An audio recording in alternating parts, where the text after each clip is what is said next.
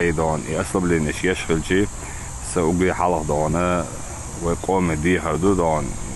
Я прошу, готов даже стать на колени, чтобы они максимально дон сохраняли дон те требования, которые предъявляет нам Роспотребнадзор. Вот мы сегодня откроем между районами возможность ездить. Стоп-колеса тоже мы снимем.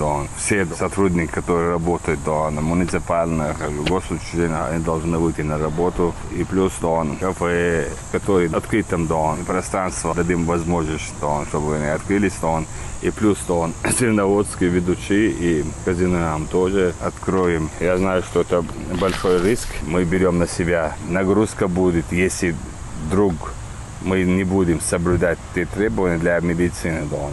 Мы почему сегодня можем это себе позволить? Потому что мы открываем дополнительные койки. У нас есть практически столько, сколько было у нас дополнительных мест, если вдруг понадобится.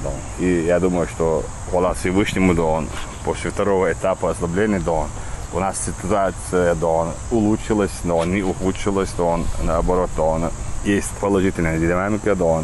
Но третий этап – это более серьезный этап, потому что люди будут ездить между селами, между районами, и на все 100% выйдут на работу.